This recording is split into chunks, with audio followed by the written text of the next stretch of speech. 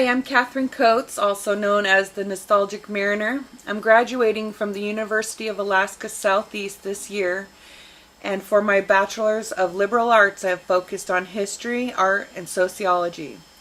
For my Humanities 499 capstone project, I interviewed fisherwomen from Southeast Alaska and the Pacific Northwest. The adventures these women share are an important part of United States history and give us a more complete description of what fishing was like during their time. So much of history has been written by men and for men, and many women's history movements have lost their funding. Since there is a growing interest in her story, I hope my audiences find these ladies informative, entertaining, and vital to a complete story. I also hope this project opens doorways for me as a nostalgic mariner for a future in recording history. Enjoy! Typical day salmon fishing, wake up at the daybreak, get the net in the water, have breakfast, pull the net, and repeat all day long. Tendering, it was a little bit different because that was a lot of waiting around, but our first year's tendering for Net Island packing, we had quite the schedule because moneyfish, cohos, sockeyes, and chum all had to go to Net Island, and all the pink salmon came over to Ketchikan at Trident Plant. And so we were constantly running around back and forth between the two places and unloading seiners and gill netters. Some nights at the same time, one on one side and one on the other. Those were long days and long nights. Herring, it's a lot of sit around and wait, and then when the herring hit, you're up for 24, 48 hours. And it goes straight on through. Our days will start at 1:30, 2 o'clock in the morning, and I get up and help Ole and get him all settled in and everything, and I can go back to sleep and sleep as much as I want, because as a gill netter he can fish alone, he can do it all alone and everything, but if we're really heavily into the fish, then I stay up and he stays up, and we stay up all day long and then go to bed at 10 o'clock, 11 o'clock at night, so we're not really getting a lot of sleep in the peak of the season. And both of us sleep deprived, you know. Sometimes that doesn't work. So now what we do is I'll wake up with him, get him settled, and then I can go back to bed. And then I can wake up at 7 or 8 or 9 and then wake up and make him breakfast. And I felt great. I had already made up a bunch of menu plans. I was so excited about doing this job because I had wanted to fish on the boat for a long time, but my dad was kind of resistant to it for whatever reason. He knew that women were not bad luck on a boat. Some of the fishermen believed they were. I was just so excited because it was so fun being out on the water, and they let me do other things besides cook. If they brailed, I would help brail, and I would always count the fish at the byres, and I would sometimes work out on the deck with them. But it was just a very exciting day. My favorite part of the whole experience was at 4:30 in the morning. I would get the stove cranked up, get the coffee made, heat up the sweet rolls I'd made the night before, and then take them up to my dad, who was running the boat from Fish Creek out to the salmon banks, and we'd sit up there and watch the sun come up. There were a few others out there when I was out there. Like I said, my aunts were on the boats. There was a boat, the Josie J, that was run. It was all woman crew, which was nice to see. A couple of our crew members resented me for being there and would sometimes make a mess in the galley and just show that they were not pleased that I was there, but they didn't last. They were gone by the next season. I felt good. I felt that I could certainly do as good a job as the guys on the boat. My beginnings with fishing were with Dave. And he had bought this old boat. You know, he'd worked on the pipeline, saved up the money, and it was right at the beginning of the limited entry system. And so he bought a boat and permit relatively inexpensively, because at that time they didn't know if the limited entry system was going to really hold or not. So it was sort of a gamble. And that boat was located in Fisherman's Terminal in Seattle. So I went down and helped him fix that boat up, make it ready for the run up to Ketchikan. I think it was probably mid-season before we got up here, and connected with Dave's parents who were fishing. I think the first connection we had with them, they were anchored in behind Cape Ulitka, Snail Point, and then we just tried fishing right there the next day. It was, even though Dave had grown up fishing with his family, he hadn't fished for a long time, so it was kind of like, throwing out the gear and all these lures and practicing for the first time, a little bit of learning it all over again. And of course it was all brand new to me. I'd never done anything like that before, so. I mean, the Coast Guard, you couldn't do this job without the Coast Guard. And every other authority figure on the water has a purpose, but definitely you have to have the Coast Guard. Things that stand out in my memory is one of our other tenders welcomed them on board, and we were all having clam chowder that she had just made up, that we had just dug the clams that day, and they enjoyed a nice big bowl of clam chowder and then wrote her a ticket for digging clams. Another time, Coast Guard came to our assistance when we had a dead body that we had recovered, and they were from Ketchikan Coast Guard Station to Benton Island in 16 minutes. That was fast. Wow. The night that our crewman Rich had his fingers cut, tips of his fingers cut off, it was very rough. We were going side to side, and we were in the middle of a haul. The Coast Guard helicopter, we had to somehow get Rich to my uncle's boat, who was not in a haul, and the helicopter had to take him off that boat. And the weather is very rough, and it was just a dramatic evening. They kept an eye on us. We would see the planes go over sometimes, and we would see the boat. So we knew we had to follow rules. Rings on the deck by 9, When we were fishing, there were a couple of tragedies that occurred. I remember there was a couple that had never fished before. I think they were middle-aged, and they had bought a troller from a fellow who had fished out there for quite a while, and they were out there fishing, and they put a mayday call into the Coast Guard, and they gave the position where they thought they were. They were going on the rocks, basically, and it was a man and his wife, a woman, and she was on the radio, and you could hear the panic in her voice. And unfortunately, where they thought they were was not where they really were. It was a place that looked similar, but and finally a fisherman from Craig figured it out, and he said, there's another place that looks a little like what they're describing, but I can't remember, it was like 40 miles away or something, quite a distance. And by the time a boat got to that location, they had already lost their lives and their boats. So that was a hard thing to listen to on the radio.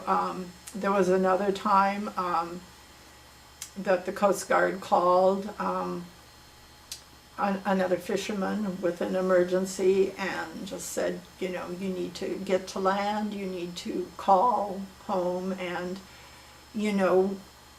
of course they didn't say on the radio what it was about, but those were the kinds of things that gave you goosebumps because you knew something terrible had happened. There was another time a family that had children on board. Their little boy actually fell overboard.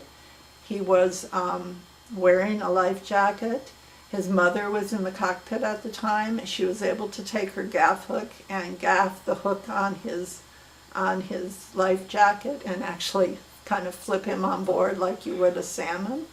And having a child myself, I mean, oh man, I got goosebumps when I heard that. But we were all so happy that that particular incident had a happy ending. Yeah. Wow. We did have a fish pump implode one time, which was kind of crazy because nobody had ever seen that before. And the canister for the fish pump is, just a huge hollow tank thing. And it finally had seen its last days and just wham, smashed it inside like a beer can. And, that was pretty wild. It was very loud. I thought the back deck had blown off. And my boys and I, we'd always just, anytime there was whales and porpoises out, we were out there with them, taking pictures and just watching. I think whales are just an amazing creature to watch. I've since learned that they can do some damage and they can be a nuisance to some fishermen, but just they're beautiful. And I've seen a wolf swimming. Swam for a good 1.5 miles alongside the boat once. Seen eagles locked together crash into the water, and some pretty cool stuff on the water. To be content and satisfied and waking up in a beautiful environment, and your office with a view is gorgeous, and all the highs and the lows and the different events of the day of the weather and the tide and the birds and the seagulls and just all the wildlife and the whales that you get to see. It's just you find yourself getting in a place where you're happy and content with that, and that's good.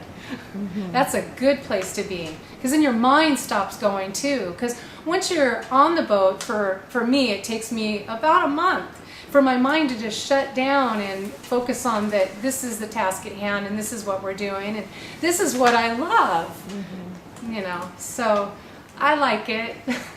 I like fishing, even though when I first get on the boat I say I don't.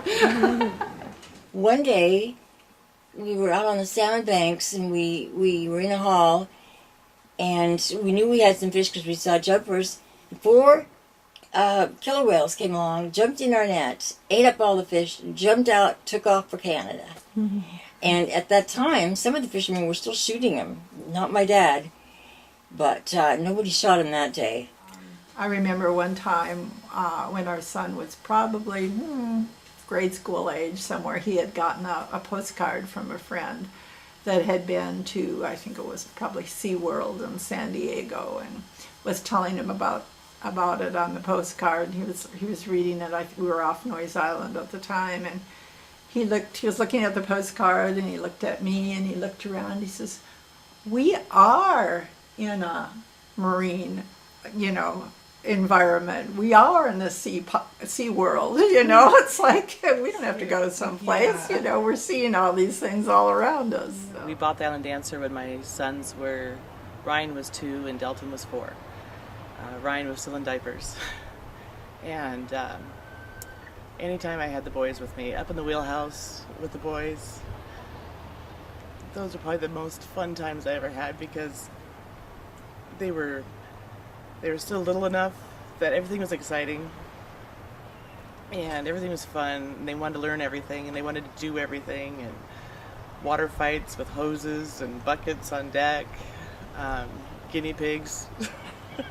The boat was our home. It was our summer home, I guess, so it was like a little cabin.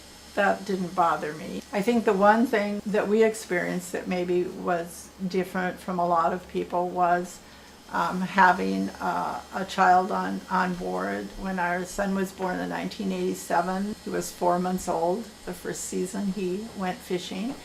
And so I basically turned the pilot house of the boat into a nursery.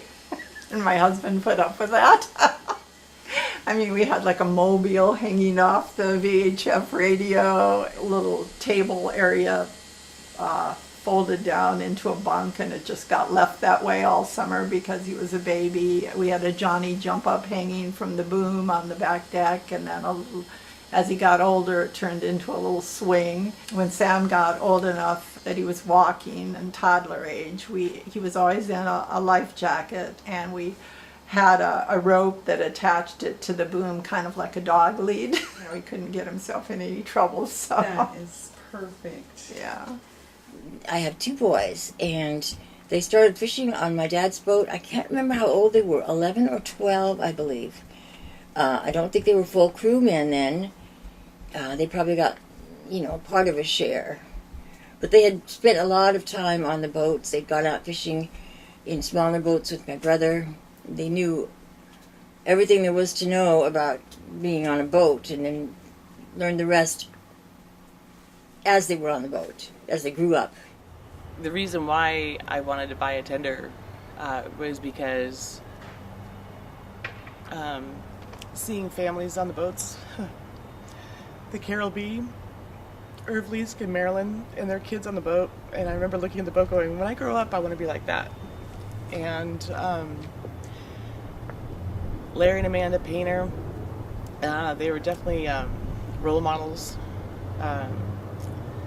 Dave and Melissa Klepser, again, they had their daughter on the boat with them, and we had what we used to call the Haida Chief kids.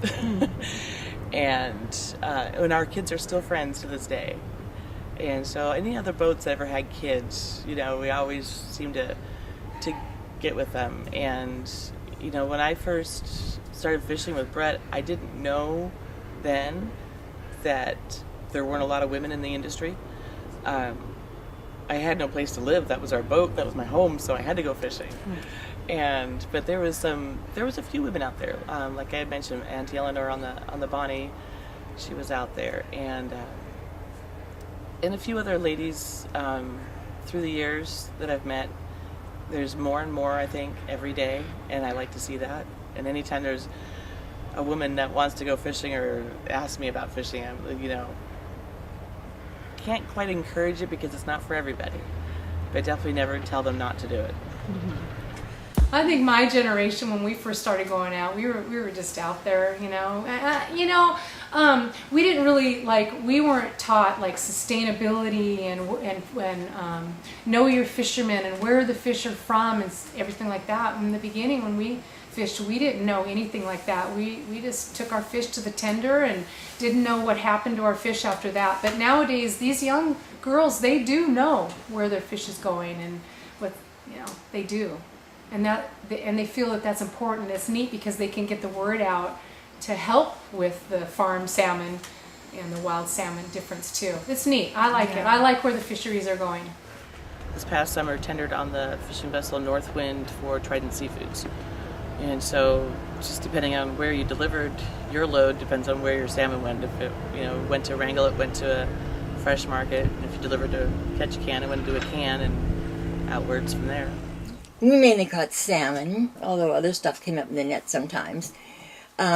We sold to a buyer called Island Pride, run by some friends of ours, friends of my folks, Dick and Eileen Threewitt, although we also sold to other buyers. The fish probably ended up at a cannery and then maybe going to Asia. Of course, we took some home. We took our take-home fish. We've always sold our fish to Trident Seafood.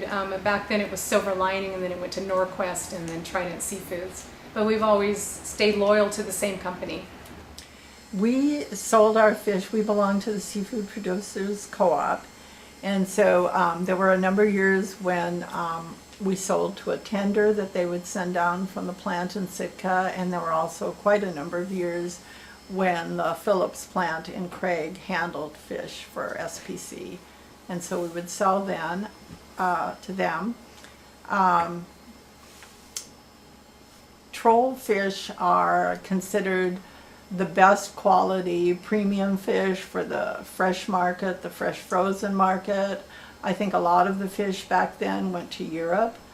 But because every fish is caught and handled individually, there's no nets involved, it's a lot like sport fishing. So you have to actually play each fish and bring it on board, and then every fish is cleaned relatively soon after it's caught, and then it's iced in the hold, so every fish is taken really good care of. And that was the thing I think that trollers always prided themselves on, is the quality of the product. Never thought I'd ever end up in Alaska, although it had always held interest for me. I'd always wanted to come up here, and when I made it up here, it was more than I ever thought it was going to be, and it changed my life. We started fishing because Brett's Auntie Frida told us we needed to go fishing. So we moved over to Metlakatla and ended up buying a scow, like I said, a 28-foot aluminum scow with an 8-foot plywood cabin and a 90-horse Merc on the back. And we bought that from his Uncle Louis, and we started fishing in 1989. And quite the experience to live on a small boat like that, because we lived and worked and fished on that for a year and a half. So, but with that boat, we did the last of the halibut 24-hour openings before they went to IFQ. We were able to do that, and that was quite the experience, because still the boat was a small boat. It was 32 foot. We tried a whole bunch of different fisheries when they were still easy to get into, where you can't do that now. You can't just try a fishery out for $50 permit. Yeah. You have to spend a lot of money to try it. We owned the Catherine Ann for 18 years, and every single spring we would have to get out and strip the paint off that boat.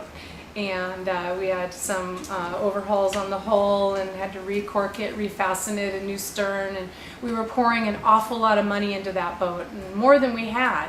The fish prices back then weren't all that great, so we weren't really getting ahead of the game of fishing. We both were having to work in the wintertime. And so as we got older, we were looking at this and the hard numbers and crunching the numbers and saying, you know what? This boat is costing us a lot of money, and we really can't even hardly pack anything. That boat only packed about 7,500 pounds on a good day. And the way the fisheries are going nowadays, that the fishermen are catching way more fish than they have before. So one spring we were out there scraping and painting and burning the paint off, and I had a palm sander in my hand, and I was leaning out over the boat with the palm sander, and I looked at my husband and I said, okay, this is my last summer. I'm not going to fish with you anymore. And he says, well, why is that? And I says, because I'm turning into a little old lady, that's why. And he goes, well, what do we do? And I says, we need to get a different boat that we don't have to work so hard on, that we can grow old on. And he didn't know if it'd be a good idea. He didn't think that our boat would sell. And I said, sure, it'll sell. There's somebody that will buy it. And so we put a little ad in the local paper, a little $20 ad, and within, say, a month, that boat, our first boat was sold. So then we didn't have a boat. So we went shopping for a new boat, and what we knew for sure is that we wanted an aluminum boat. We wanted a metal boat, something that we wouldn't have to scrape and paint and work so hard on. But trading a wood boat to a metal boat, there was going to be a lot more rattling, but my husband assured me that a metal boat would roll differently. It would roll more like a skiff than the wood boat, where it's that slower roll where you get seasick. And so that's what we did. We went on the search, and we found our second boat up in Juneau. And the people that owned it, it was a Bristol Bay boat, and so they stopped fishing in Bristol Bay, and the wife had a kayak business, and so they were hauling kayaks on the back of it. And yeah, and so it was pretty nice when we bought that boat. The boat was named the Stikine. And my husband always promised me from back when we were first married that he would name a boat after me. So that's what we did. We changed the name to LaDonna Rose, which was an interesting story too, because of course we would christen that boat, and we would never leave on a Friday. And you know, if you know about christening a boat, when you hit the champagne on the bow of the boat, it's got to break the first time, because if it doesn't, that's bad luck, and you don't want to cut yourself or anything like that.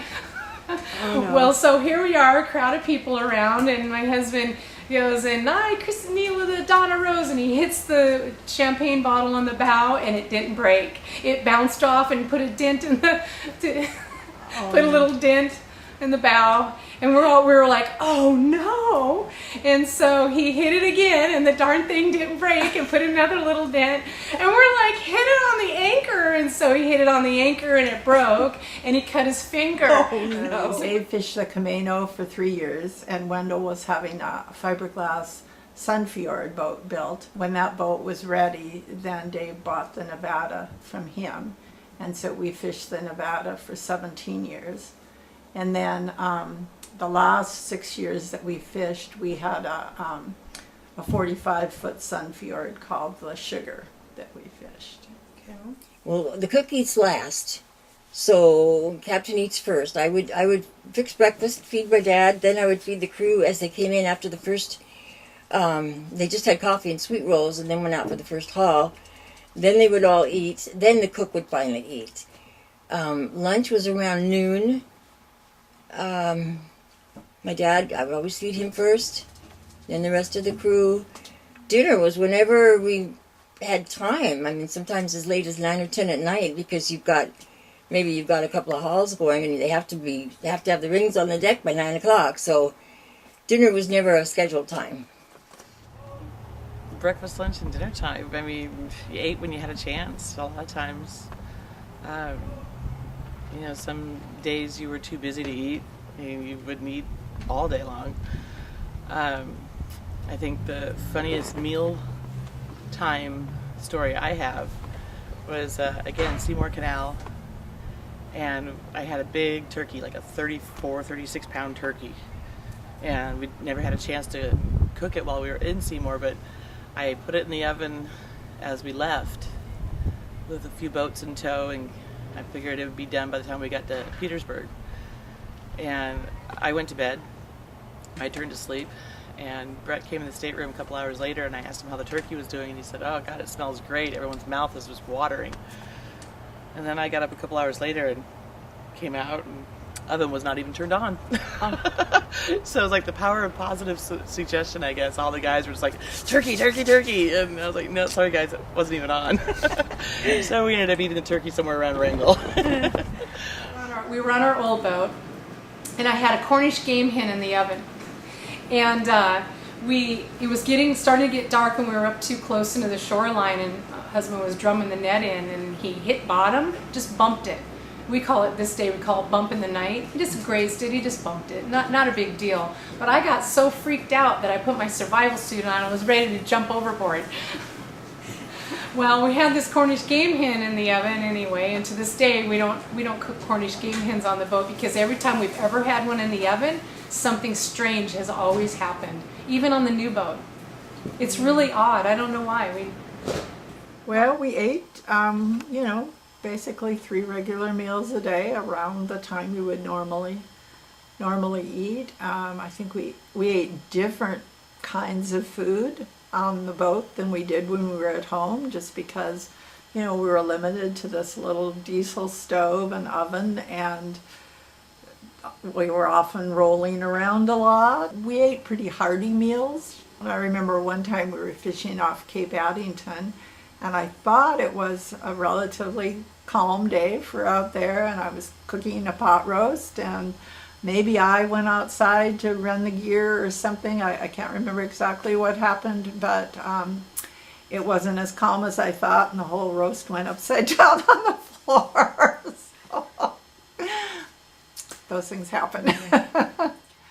One of our favorite memories of coming into Craig, when our first time into Craig at the beginning of the season, it was just kind of humorous. We'd always look to see, I wonder what remodels or additions Ruth Ann has put on her restaurant, because it seems like every year there was something new there, so it was always kind of fun to see what was new in town each year. Well, we usually went for lunch, so we usually sat in that area along the side that had the tables that were the wormwood that were covered with some sort of plastic or whatever, and usually just a sandwich, and we'd always hope that the malt machine would not be broken. It often was broken, but we always liked to get a milkshake if we could, yeah. Like I say, the 2 crewmen my first year, they would just do juvenile stuff. I remember once they rubbed cheese all over the outside of the refrigerator. They just did not want me on the boat, just as a woman, even though I was a good cook and I was the daughter of their captain. So they made a big deal out of just trying to make life rough for me.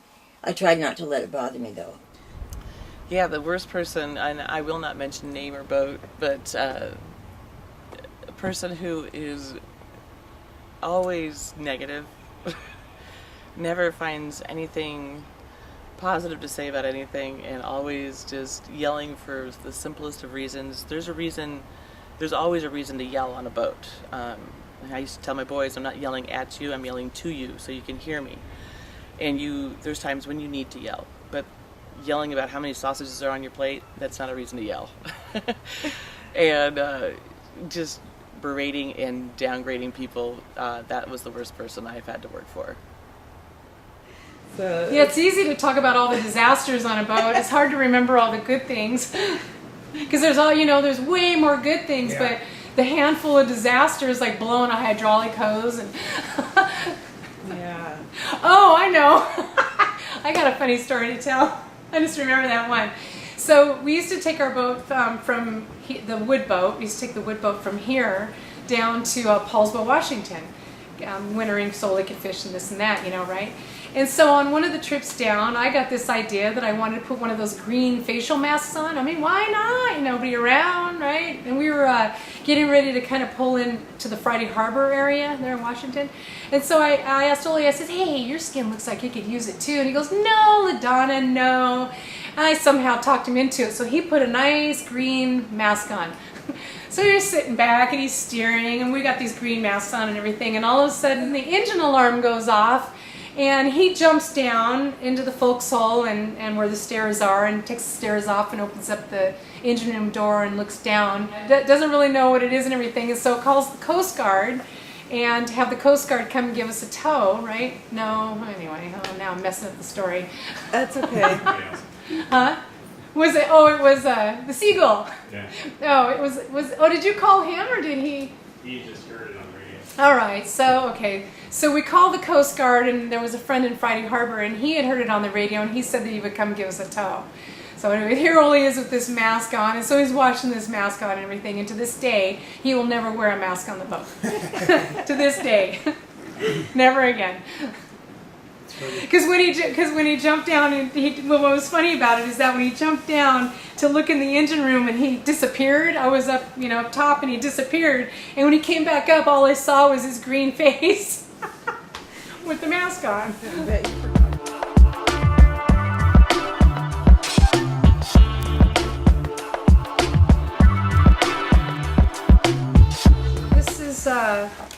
This is my fourth cookbook, the Little Alaskan Salmon book, and this one just came out this year in the spring, the Little Alaskan Halibut book, and it's my fourth and fifth book. When we're on the boat, there's a lot of downtime on a gill netter. Lots of downtime on a gill netter. When the fishing is slow and you're catching a half a dozen fish a set, which sets like an hour and a half, hour. There's not a whole lot to do, and you just can't eat your way through the summer. I'm not a crocheter or a knitter. My mother is. She's a sewer. She does all that stuff. I never learned how to do that. I'm the cook, and she does all that. Anyway. But I don't do all that, crossword puzzles, and I don't really read a lot or crochet or knit or anything like that, So anyway, back when we decided that we were going to put the spiral book together, I typed up all those recipes on the boat during the summer season. And so then when Salmon Desserts, my second book, rolled around, I did the same thing. I bought a laptop. I typed out all the recipes myself. I put the books together. And then when we got off the boat in the fall time, we used my husband's photography skills. We took the photos of the cookbook and then designed the books ourselves. We designed all these books ourselves and sent it off to the printer. Got them back. Got this neat Salmon Desserts and Friends book, and then put out My Tiny Alaskan Oven a couple years later, and then this book and this book. Yeah. So about every 2 years, I put together these books on our boat, on our gill netter. Yeah. It's a lot of fun. I test every single recipe is tested on our boat in our tiny oven that uses the same diesel oil as our main engine. I could fit about an 8 by 8 inch pan in there, or a 7 by 11. The 7 by 11 fits better because I can shut the door and it pushes on the pan. I put the little pin in to keep the door from flying open, and then that 7 by 11 doesn't float around inside the oven too much. Where the 8 by 8 does a little dance inside my oven, so I use the 7 by 11 inch. That's why recipes call for 7 by 11 inch in here. But every single recipe that's in all of my cookbooks, I've tested them on our boat. So we test them and we eat them. So we're eating all these recipes. This is what we eat all summer. So when we did the halibut book, we were eating halibut all summer, and same for salmon. Yeah, it's a lot of fun. We love it. I get some bombs. I make up recipes, and some of them don't even work out. And I've been asked many times, where do I get all the recipes? And I get recipes from my mother-in-law. She give me a lot of recipes, and friends and fans give me a whole bunch of them. So I get them, and I redo them, retitle them, remake them. Yeah. A lot of them have a lot of calories and are fattening, and so we found that we can't do all the fat and the high calories on the boat, or he doesn't, but I do. We'll get big in this little spandex,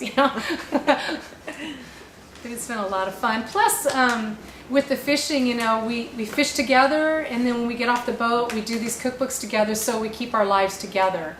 And again, that's what really works for us. I write the books, and Ole does the photography. Put them together. I don't know why he's not on the front. Always just says me, but he says just you. Aww. I put him inside with photographs by Ole. Yeah. Floating higher and higher.